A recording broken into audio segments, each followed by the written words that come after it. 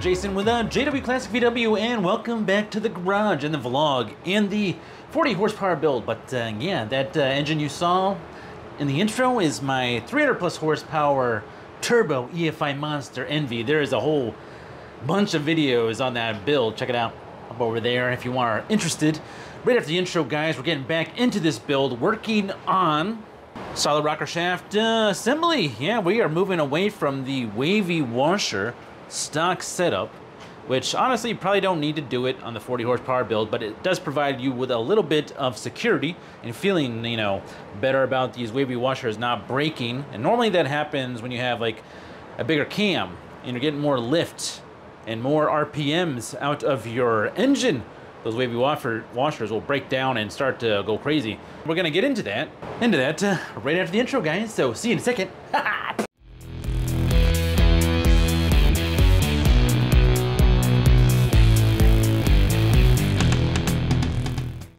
Welcome back, and yeah, we're gonna be flipping back to the turbo EFI build a little bit here soon because there's some troubleshooting I need to do.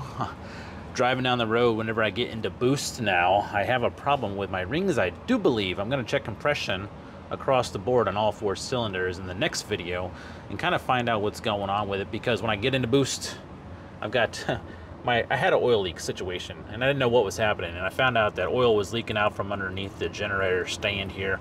Well, oil's getting pushed up past now that I vented it, because I was, you know, added a little extra venting, thinking that that would help out with the oil leaking.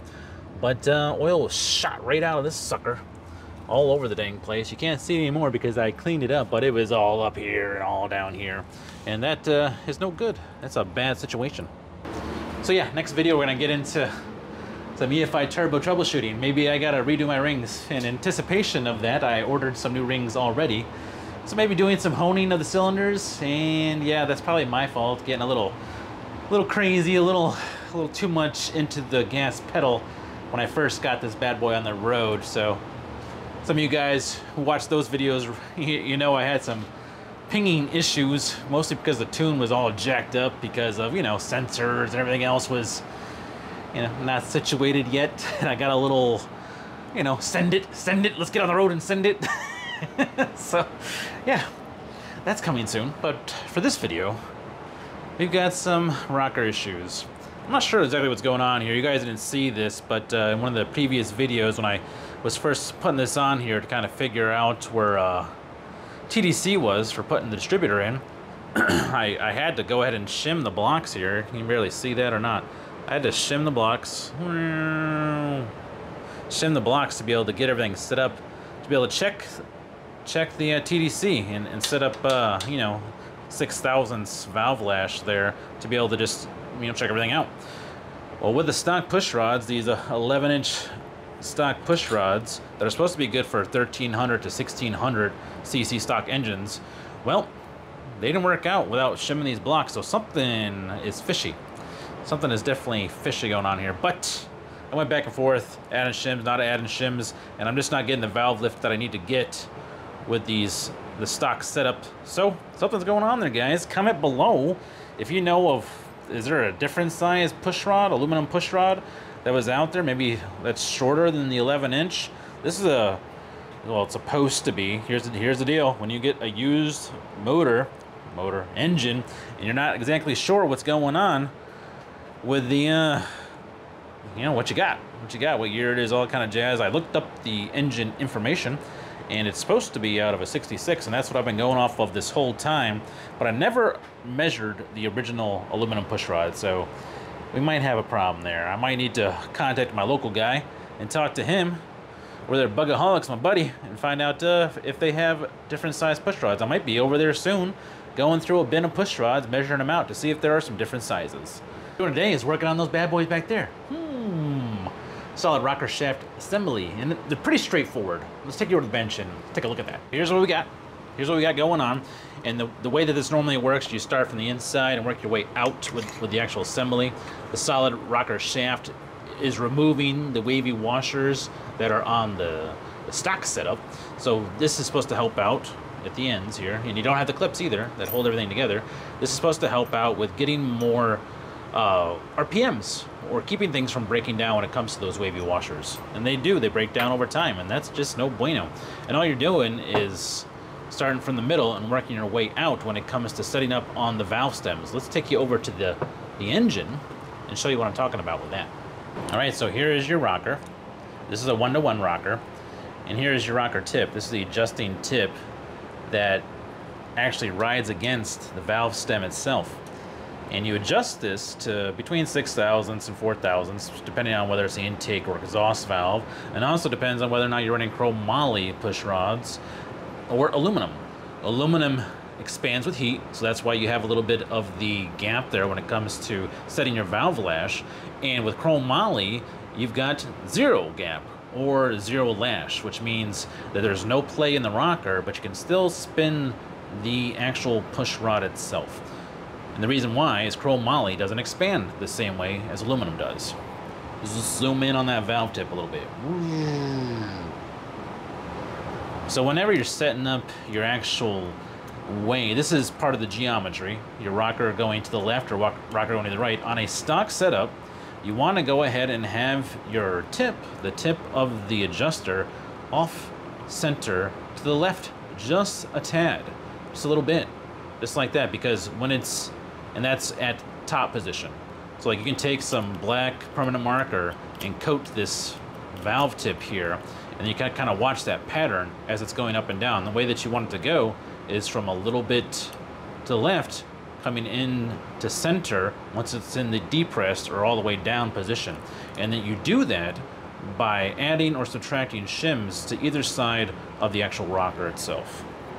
So that when this bad boy is in here with the shims, you can kind of move it to the left or to the right. And it's just by thousandths with those shims. And your adjustment is just a little bit off to the left. And the reason why you do that is because you want that valve, as it's going through its motion, to turn. And that helps out with wear and helps out with making sure that everything is cooling properly, because a lot of the head cooling, believe it or not, is done through the valves when it comes to the head. So I'm sure there's a million different ways to do this or to even get started doing this. The way that I'm going to do it is I'm going to measure out my shims real quick and put them in separate stacks based off of thickness. And we're going to start off with the thinnest size, and then kind of go over and see where everything is sitting first off when it comes to the rocker shaft assembly. And then I'll kind of play off of there and see where I think things need to go. Also, something that people do sometimes to get things right, according to VW Darren.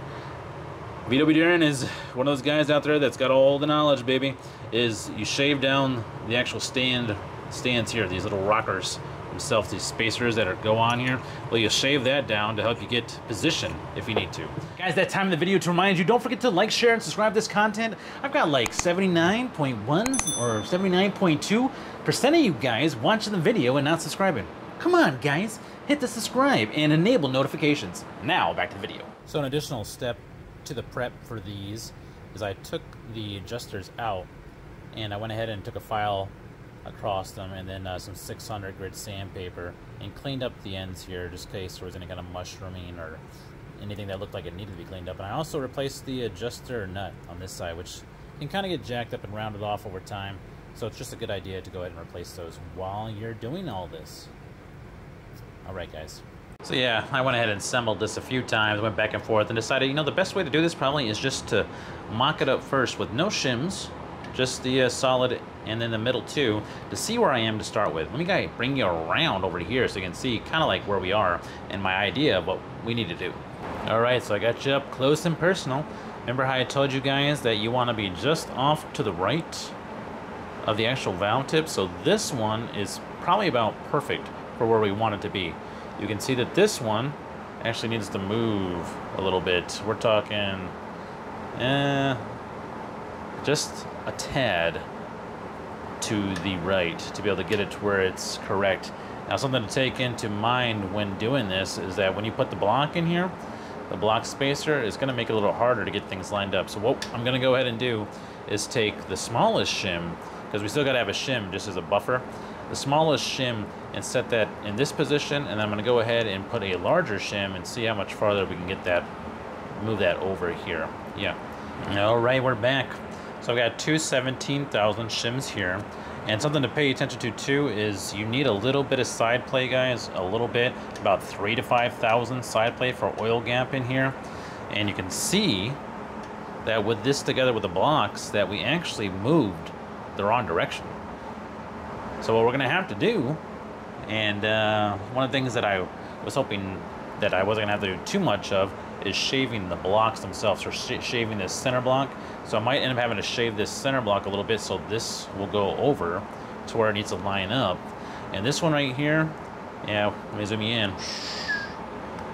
Ooh, a little shaky. Shaky, shaky, shaky. You can see that we still got a ways to go. A ways to go. And this is a pretty thick washer right here. But as I add space to this side, you guys can't see that. As I add shims to this side, it's also going to push to this side over. So we got quite a bit of back and forth going on. Gonna go ahead and mess around with this for a little bit and then bring you guys back and kind of see where we are. So yep, shaving down the block has been a must happen to be able to get these rocker feet, the adjusters, to align correctly to the valve tips. And I've been using my tool here, my little belt sander that I got, to knock those down. Probably about 40 seconds going back and forth and then rotating as... Let me show you real quick. So back and forth, I'm just going back and forth here. 10 seconds, rotate, 10 seconds, 10 seconds, 10 seconds, and I take it off and I go test fit it to go see where I'm at. Let me show you where I'm currently at. You kind of get an idea of how much more I had to remove from this block. So if you remember where we started, this one had to come over a little bit to get us where we needed to be. I had to put a 60,000 shim in here, like 61,000 shim in there to get us there. Plus, I shaved this block on this side. This might be like 100,000s, if that, 10,000s maybe, just to get this to where it fit. Right now it's kind of tight. I don't have my oil gap, and I'll end up shaving down the center block here to get that oil gap, but you can see that I was able to move over this one quite a bit. It needs to go over at least as much as this one is. You see this one, it is off to the right side, if I'm standing behind it, off to the right side where I want it to be. The left side, sorry. The left side of the valve tip where I want it to be. But we still got this one to go quite a bit more. And that's gonna shave this block, and then I'm adding shims at this point, adding shims. I'm at a 40,000s right here, adding shims to this inside to be able to get it to move over. And that's where you're gonna have to start from this side. Well, the way that I did it anyway, is I set up over here first and started shifting this direction until I got this one about where I wanted it to be, this rocker. And then now I gotta shave from this block to be able to get this rocker where I want it to be by adding shims here. And then I'll shave, like I said, the centerpiece to get the oil gap I need, 3,000s to 4,000s. More work, well, between 3 and 5,000s for oil gap, because you gotta have room for oil to move inside of here. But yeah, I'll bring you guys back in a little bit once I at least get these two set up, and then we can start working on the outside. Those should be easier, I hope. Alright guys, well here we are. Let's shave down this block a little bit more. We've got a little bit better play in here. You can see, and zoom in, you can see that I've added another shim there. Shim, washer, whatever you want to say, but it's a shim. And we are at about 70 thou now with a 40 and a 30 thou. But the tip, move you guys, is definitely lining up a lot better. Let me back you out so you can see both sides. Yes, the improvement is pretty dang good, and I'm happy with that. I'm gonna shave down this center block just a tad so I can get my oil gap. I'm pretty darn close to where I want to be, and then we should be good for the center too. Remember, off to the left just a tad. Really be able to tell once I put the permanent marker on here on both of these, and then I run through this setup a few times, which is all good to go, but we've got quite a bit to do before we get to that point, so I can see the actual pattern that it leaves there, or I guess it kind of would be like a witness mark once we run this assembly and see through full movement if we stay like to the left and then come center. Alright, so here we go. We've got the outside, or the exhaust rockers on. This one is quite a bit out, which means we're probably gonna have to shave the rocker here. We're gonna be shaving the rocker stand here. The other end, let me move you down. Right here, or what would be the number 2 exhaust. It's pretty darn close. I got a 40,000 shim on there right now. If I add like another 17,000 shim, we'll probably be good to go. Let me go ahead and do that real quick and we'll see how it looks. This one is actually the easier one to do based off of where it's at. Give me 1 second, guys. All right, 17,000 shim, and I'm just adding this to the 40,000s I have on here. And the way this works, guys, is these washers or spacers, they kind of have a flat side and a rounded side. And normally I put the flat side against the rocker stand itself. But I'm going to put the 2 flats against each other. At this point, since they're back to back, I'm stacking these things. And I probably wouldn't stack more than 2. I would just keep it at the 2. I would feel the best with that amount. But yeah, check that out. You guys see that pretty good, or I have to zoom you in? Let's zoom you in. Yes, very nice. Now all I gotta do is put the end cap on and tighten that down and make sure that we are good to go. But I'm happy with that. The other end is gonna take some shaving of that rocker stand to get me where I need to be. So be back in a second after I do that, and then we'll be done with this side. And then we'll probably do it for today because this is taking a minute.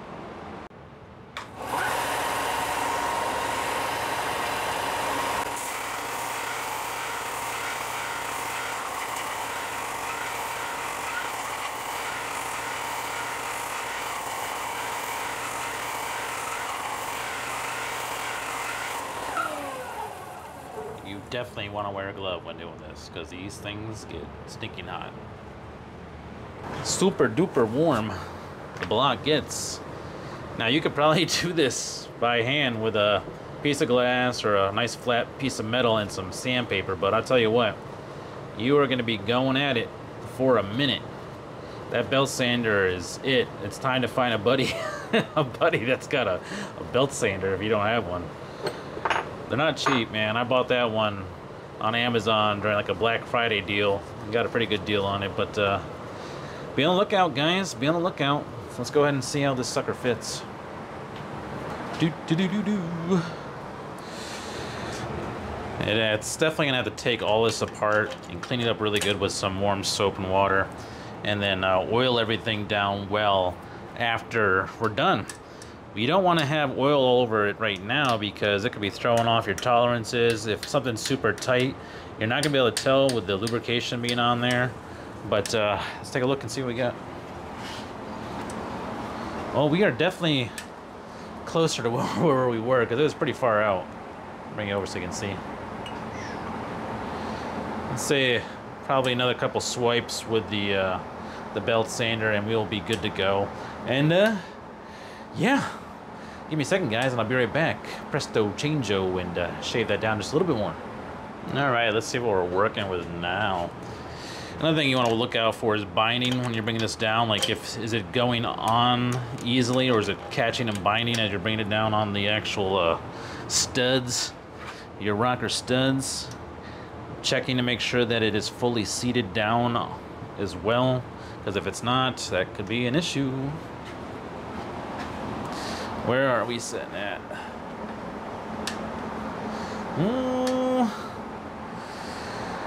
This is what I would call still off to the left a tad. See if I can bring you in so you guys can see just a little bit better. Yeah, see? We're not even like on center yet. I put a little pressure on it. It's pretty close to center, but remember this thing was like way out here. We are pretty darn close, guys. Let's go ahead and check the rest of them just again while we're sitting here. Just make sure that we got nothing crazy happening. Nope. Everything looks pretty darn good on the other one still. They're not exactly center. They're just a little bit off center to the left, and that's what we want. This last one's being stubborn. A little bit more shaving in that block. Be right back, guys. All right, this is like round 3 of shaving that block down again. I'm telling you, man, doing that by hand, that's gonna take you forever. And I've done it by hand because I haven't always had the belt sander. Everything looks good. Let's see how she looks. Hey. What do you think, guys? That looks, to be honest, it looks kind of dead center. But if I get the shims in here, or pushing up against the block, it is just a tad off to the left-hand side. But I think we need to go one more time. One more time. Jeez Louise. All right, guys, see you in a second. And just like that, we got it. All right, I'm happy where we're at. I'm gonna go ahead and lock down this this one side over here, and we should be good to go, except for disassembly, cleaning, and oiling it all up, guys. All right, be back 1 second, show you the final assembly, and then we're gonna talk about the stuff coming up in the next video. Working back again on the Turbo EFI build and some of the troubleshooting stuff that's gonna happen there. Well, guys, here we go. All done up, all buttoned up, tightened down to the actual rocker stand itself. And yeah, these spacers, this one, man, you can see that I had to take off quite a bit.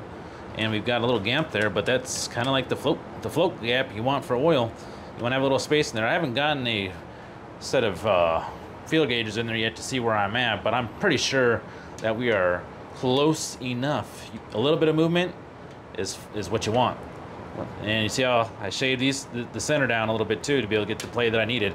But you are going to be going back and forth for a while, working this out while you're playing with these shims. So it's important that before you take this on, that you have a pretty good shim stack. Now I did have the 40,000s that came with this.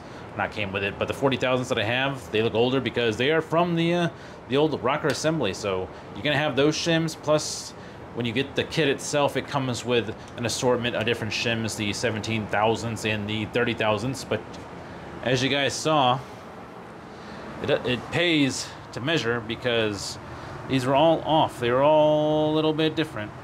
And that little bit of difference can help you out when it comes to setting up your assembly. Well, guys, that's gonna do it for today. It's gonna take quite a bit of work when you're doing these to get those blocks shaved down to where it's, you know, everything is lining up the way you want it to be. But that's it. I'm going to do the other side off camera because I'm not going to subject you to the whole thing all over again. The next video, next week, we're going to be working on the EFI Turbo build, EMPI. We've got some troubleshooting to do. I'm going to check compression on all my cylinders and see what is going on with why the turbo boost is getting by and kind of causing some oiling issues where oil's going where it's not supposed to be going. Thanks to all my subscribers. Thanks to all my new subscribers. Thanks to all the guys that have been around forever. Man, without you guys, this channel would not exist. Get out in the garage, guys. Do a little bit, just a little bit. A little bit each day, or a little bit each weekend, or whenever the wife or girlfriend lets you get down in the garage. See you guys next time. This is Jason, JWClassicVW, and I'm out.